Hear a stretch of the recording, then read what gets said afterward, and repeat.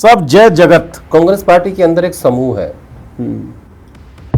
और उस समूह के मुखिया हैं सचिन राव और उनकी एक पूरी लॉबी है कांग्रेस पार्टी के अंदर, जिसमें सबसे महत्वपूर्ण है मीनाक्षी नटराजन जी, के राजू, कृष्णा लवेरू, एक दो लोग राहुल गांधी के दफ्तर के भी हैं, अलंकार, जो महत्वपूर्ण लोग हैं। और एक मैसेज है पार्टी के अंदर कि जिसको कुछ हासिल करना है, जिसको कुछ बनना है, उन्हें कम से कम जाके सचिन राव के जो भी वो ट्रेनिंग्स हैं उसका हिस्सा बनना चाहिए, उसके बाद ही आपको जगह मिलेगी संगठन के अंदर। अब जब राहुल गांधी ये कहते हैं कि हमें ओबीसी की बात करनी है, क्योंकि वो जानते हैं, जिन्होंने ये बात उनको समझाई थी, उनको ये पता था कि जो मोदी जी का 80-20 है, जो हिंदू मुसलमान है, उसका कोई अल्टरनेट है, तो वो इस वक्त ये हो सकता है कि आप जाति की बात करो, खासतौर पर ओबीसी की बात करो। जो मजबूत ओबीसीज हैं, चाहे उत्तर प्रदेश में यादवों की बात करें, बिहार में यादवों की बात करें, कुर्मियों की बात करें, उनका पार्टिसिपेशन पॉलिटिकल टॉप जगहों पे रहा है। ये राहुल गांधी को पता है कि भाई उत्तर प्रदेश का यादव अखिलेश को ही वोट देगा, बिहार का यादव तेजस्वी को ही वोट देगा, यादव के अलावा भी तो ओबीसी है। मतलब आप ये कहना चाह रहे हैं ईबीसी की जिसकी बात की जा रही है, या फिर लैंडलेस ओबीसी की जो बात कर रही है, इनके अलावा और भी ओबीसीज हैं जो पिछड़ जाएंगे इसके कारण। ओबीसी में बहुत जातियां हैं जी, आपको आज की डेट में विपक्ष में रहते हुए उन्हें बांटने की आवश्यकता नहीं। साहब जय जगत, जय जगत इस संबोधन पे भी आ जाते हैं। आइए। जय जगत का लेना देना ना उनसे है ना प्रधानमंत्री जी से है, जय जगत का लेना देना है कांग्रेस पार्टी से है। और एकदम से वीडियो की शुरुआत में आदेश जी ने जय जगत का जिक्र किया क्यों? थोड़ा सा कौतूहल तो मेरे अंदर भी है, थोड़ा बहुत मैंने इसके बारे में जाना समझा भी है साहब। तो पहले तो आप बताइए इस संबोधन का आपने यूज़ क्यों किया और क्या सिग्निफिकेंस है अभी इस संबोधन का? कांग्रेस पार्टी के अंदर एक समूह है और उस समूह के मुखिया हैं सचिन राव। सचिन राव ट्रेनिंग के इंचार्ज हैं, कांग्रेस पार्टी के ट्रेनिंग कराते हैं जी। और इनके कार्यक्रम जो होते हैं वो वर्धा में ट्रेनिंग होती है जी, ठीक है, तो वहाँ ये ट्रेनिंग कराते हैं और ये कहते हैं कि भाई हम संगठन के लिए लोग तैयार कर रहे हैं। और उनका एक नारा है जो हमेशा देते हैं, वो जय जगत, जी, यानी पूरा जगत हमारा है, समूचा जगत वसुधैव कुटुंबकम जैसा कुछ। हाँ। और राहुल गांधी बहुत प्रभावित है उनसे। और जहाँ तक मैं सही हूँ, भारत जोड़ो यात्रा सचिन राव ने पैदल की थी, बिना जूते के पैदल चले नंगे पाँव की थी, माफ़ कीजिएगा। और उनकी एक पूरी लॉबी है कांग्रेस पार्टी के अंदर, जिसमें सबसे महत्वपूर्ण है मीनाक्षी नटराजन जी, के राजू, कृष्णा लवेरू, एक दो लोग राहुल गांधी के दफ्तर के भी हैं, अलंकार, जो महत्वपूर्ण लोग हैं, और हर्षवर्धन सपकाल, जिनको अभी बनाया महाराष्ट्र का अध्यक्ष। और एक लंबी फहरिस्त है इसकी। और एक मैसेज है पार्टी के अंदर कि जिसको कुछ हासिल करना है, जिसको कुछ बनना है, उन्हें कम से कम जाके सचिन राव के जो भी वो ट्रेनिंग्स हैं उसका हिस्सा बनना चाहिए, उसके बाद ही आपको जगह मिलेगी संगठन के अंदर। तो ये एक मैसेज चला गया है, मतलब एंट्री डोर जैसा कुछ है। हाँ। उससे प्रॉब्लम ये हो गई है कि राहुल गांधी अभी तक बात करते आ रहे थे कास्ट सेंसस की, ओबीसी की, तो वो कहते थे कि जिसकी जितनी आबादी उसकी इतनी हिस्सेदारी जी। अब सचिन राव ने एक मंत्र दिया है, या मैं कहूँ कि जय जगत समूह ने एक मंत्र दिया है। वो मंत्र ये कहता है कि नहीं, आप ना पूरी ओबीसी की बात मत करो, आप सिर्फ लैंडलेस ओबीसी और ईबीसी की बात करो। यानी आपने ओबीसी के अंदर पोलराइजेशन कर दिया। इनको लगता है कि जो ओबीसी सक्षम हैं, अब जैसे यादव है, कुर्मी है, गुर्जर है, और भी उसमें बहुत सारे लोग हैं जो सक्षम लोग, इनके पास लैंड है, जिनके पास पैसा है जी, कि उनको उसमें से हटा दो।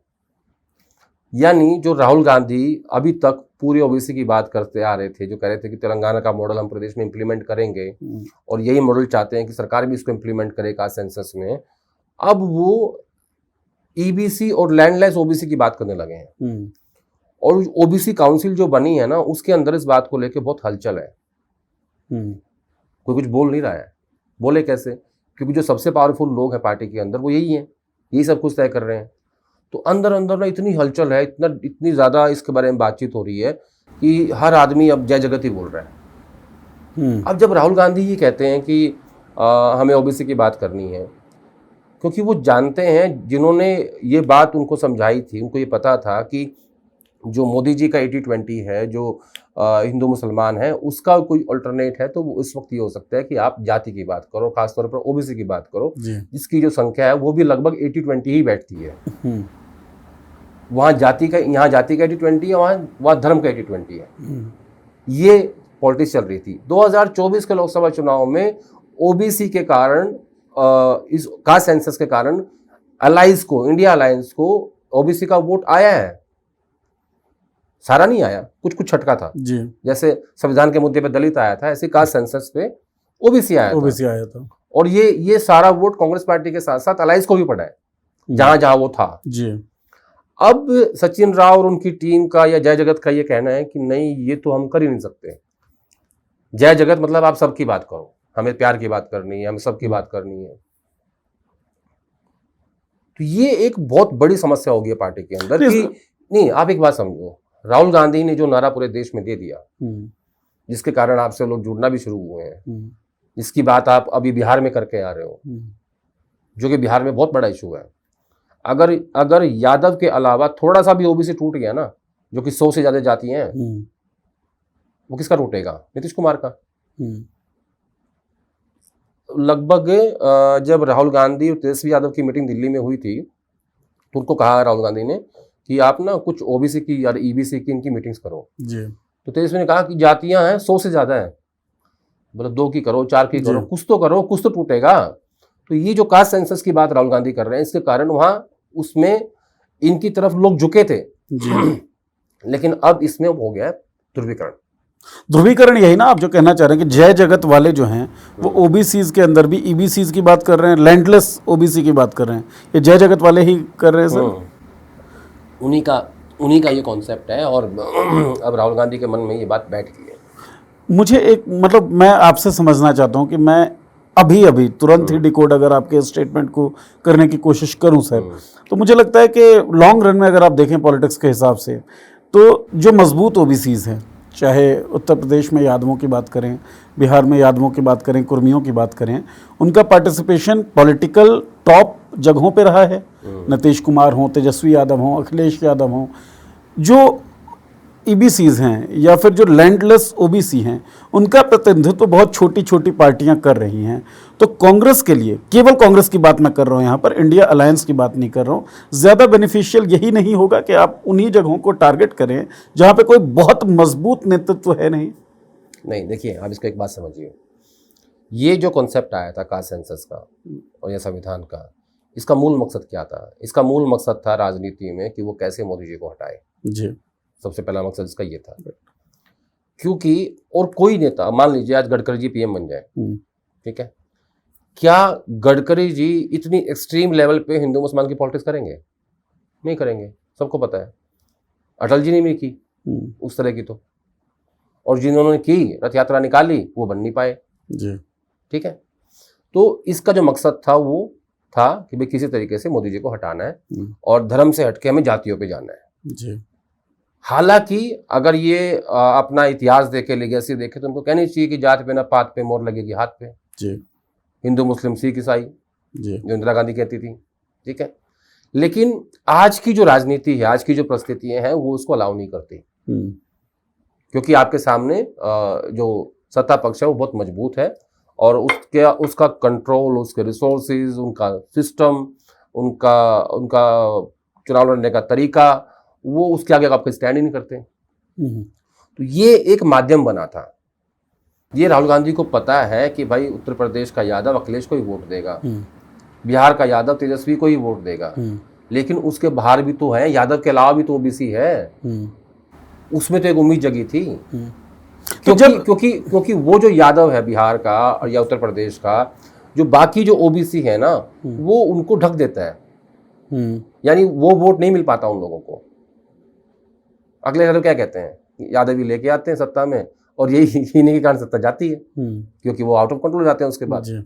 तो मेरे कहने का मतलब ये है कि कांग्रेस पार्टी के लिहाज से बात कर रहा हूँ, सिर्फ रीजनल पार्टी का तो सबका अपना वोट बैंक सेट है और वो उससे बाहर झांकते भी नहीं है, और इसीलिए बिहार में दिक्कत आ रही है कि तेजस्वी यादव जो मुख्यमंत्री नहीं बन पा रहे हैं। अगर यादव के अलावा थोड़ा सा ओबीसी जुड़ जाए तो वो कांग्रेस के नाम पे आ सकता था, या आ सकता है। मतलब आप ये कहना चाह रहे हैं ईबीसी की जिसकी बात की जा रही है या फिर लैंडलेस ओबीसी की जो बात कर रही है, इनके अलावा और भी ओबीसीज हैं जो पिछड़ जाएंगे इस बात के कारण? ओबीसी में बहुत जातियां हैं जी, एक नहीं है। आपको आज की डेट में विपक्ष में रहते हुए उन्हें बांटने की आवश्यकता हाँ, नहीं मतलब है। पोलराइज करने में जल्दबाजी कर रहे हैं हाँ, अगर आप कर भी रहे हैं नहीं, विपक्ष में रह के पोलराइज नहीं करना चाहिए, सत्ता में रह के पोलराइजेशन होता है। तो। क्योंकि आप एक हिस्से के लिए क्यों लड़ रहे हो? आपको पूरे खाने के लिए लड़ लीजिए। अभी उदाहरण देता हूँ। बीजेपी ने हरियाणा में दलितों को पोलराइज कर दिया। जो दलित लोकसभा चुनाव में पूरा का पूरा कांग्रेस पार्टी को आया था, विधानसभा चुनाव में वो आधा टूट गया। ठीक है, महाराष्ट्र में मराठा गैर मराठा, ट्राइबल गैर ट्राइबल, सत्ता में बैठ के पोलराइजेशन किए जाते हैं। हिंदू मुसलमान, ठाकुर वर्सेस ब्राह्मण, जाट गैर जाट, है ना। ये विपक्ष में बैठ के, इनके पास है नहीं कुछ भी, खाली आते ही हैं। और सबसे महत्वपूर्ण बात इसमें यह है कि राहुल गांधी के आसपास ऐसी ही सोच के लोग बिठा दिए गए हैं। तो इम्पैक्ट तो राहुल गांधी पे भी पड़ता ही होगा। उसी इम्पैक्ट की तो बात कर रहा हूँ। अगर किसी झंडू बाम पे इम्पैक्ट पड़ेगा, उससे क्या फर्क पड़ेगा? कुछ भी नहीं पड़ता। यहाँ तो एक पार्टी के मुखिया पे इम्पैक्ट पड़ रहा है ना उसका। राहुल गांधी ने ये बात समझ ली है कि हाँ, ये जो कह रहे हैं कि भाई ये जो बड़ी जातियां हैं ओबीसी के अंदर, उनको हटा दो। उनको कोई ये नहीं समझा रहा है कि सत्ता हासिल करने के बाद एक्सपेरिमेंट होते हैं। अब इन्होंने क्या किया? सत्ता हासिल नहीं की, और जितने बड़े कांग्रेसी थे, जो मुख्यमंत्री थे, 1 बार के, 2 बार के, 3 बार के, सबसे पंगे ले लिया और उन सब ने ठोक दिया इसको। जी। अरे कुछ सीखो मोदी जी से। सत्ता हासिल की पहले, उसके बाद क्या बनाया? मार्गदर्शक मंडल। चलो, अब दम हो तो कोई बोल के दिखा दे। है, बच्चों खेल नहीं है। तो इनके आसपास के लोगों ने उन्हें लड़वा दिया पार्टी के वरिष्ठ नेताओं से, जिसका खामियाजा आज तक भुगत रहे हैं। पूरा अपसेट कर दिया। आज तक भी सोनिया गांधी की कांग्रेस पूरी ट्रांसफॉर्म नहीं हो पाई है राहुल गांधी की कांग्रेस में।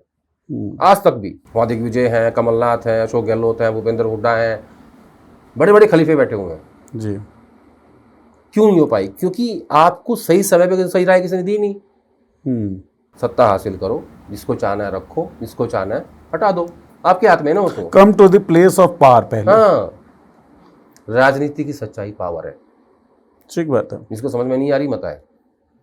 हाँ, वो अलग बात है कि इनको पीएम नहीं बनना, इनको दूसरा गांधी बनना है। जब भी मैं इनकी वो देखता हूँ ना, इनकी बातों डिकोड करने की कोशिश करता हूँ, जो मैं सुनता हूँ लोगों से, तो मुझे नहीं लगता कि ये कोई पीएम बनना चाहते हैं। सत्ता की लड़ाई है ही नहीं, सत्ता के रेस में नहीं दौड़ रहे हैं इनके हिसाब से। सत्ता चाहिए, लेकिन पद नहीं चाहिए। खुद नहीं लेंगे। ये अपने आप को गांधी बनाना चाहते हैं। रूल ऑफ आइडिया हो। राहुल गांधी की बात नहीं कर रहा हूँ, मतलब राहुल गांधी की बात कर रहा हूँ, लेकिन गांधी मतलब महात्मा गांधी की बात कर रहा हूं। तो रूल ऑफ आइडिया हो, जो हमारा विचार है उसको सत्ता मिल जाए और चेहरा कोई और रहे। और यही ग्रुप बहुत टाइम से बहुत बाहर था। अच्छा। ये जो जय जगत ग्रुप है, ये लंबे समय से बहुत बाहर था, बहुत दूर था। इसकी अभी रिसेंटली इसकी एंट्री हुई है। तो कैसे कैसे रास्ता बना होगा सर? बेसिकली क्या हुआ था 2007 में, तब मैं भी जर्नलिज्म में आया था। 2007 में राहुल गांधी पहली बार यूथ कांग्रेस के इंचार्ज बने थे। उस वक्त 2 लॉबी डेवलप हुई थी। एक लॉबी थी मीनाक्षी नटराजन की और एक लॉबी थी जितेंद्र सिंह की, भंवर जितेंद्र सिंह की। ठीक, जो राजस्थान वाले अलवर वाले। वो लॉबियां डेवलप होती इतनी आगे तक आ गई कि वो आज तक भी वो लॉबियां हैं। और उसमें आज की डेट में जैसे ही सचिन राव और मीनाक्षी नटराजन मिले तो भारी होगी, हैवी होगी वो। और आज की डेट में उन्होंने मैसेज दे दिया कि जो हमारे साथ रहेगा उसी की एडजस्टमेंट होगी, और वही हो रहा है। अब हर कोई चाह रहा है कि मैं भी जाऊं ट्रेनिंग लेने, जय जगत करने। समस्या ही होगी पार्टी के अंदर, और हर सीनियर नेता को इस बात का पता है, कोई बोलता नहीं है। सारे खून का घूंट पी के बैठे हुए हैं। और जैसे ना वो जहर यहीं पे रख लिया था जी शिवजी महाराज ने, तो शिवजी महाराज को बड़ा मानते भी हैं राहुल गांधी, तो सारे सीनियर लीडर शिवजी ही बने बैठे हैं अभी। वहाँ पे ट्रेनिंग कैंप में भी शिव पाठ करवाया जा रहा है। अच्छा। शिव पाठ करवाते हैं, तो खुल के आ जाओ ना। वो जय श्री राम कह रहे हैं, तुम जो हर हर महादेव कहो, कुछ तो कहो। वो भी रवि किशन ही कह देते हैं। खुल के भी नहीं आएंगे क्योंकि डरते हैं। ये कहेंगे कि हमने 15 से 20 हजार लोगों को ट्रेनिंग दे दी। कहाँ है वो? काडर क्यों नहीं डेवलप हो पाया? कहाँ है? कहाँ? जब आपने 20 हजार लोगों को ट्रेनिंग दी है, सपोज करो मैं नंबर दे रहा हूँ, वो लोग है कहाँ? किसके लिए काम कर रहे हैं? और जब आप इस ट्रेनिंग के फेज देखोगे ना, मतलब मैंने वो चेहरे कहीं देखे ही नहीं।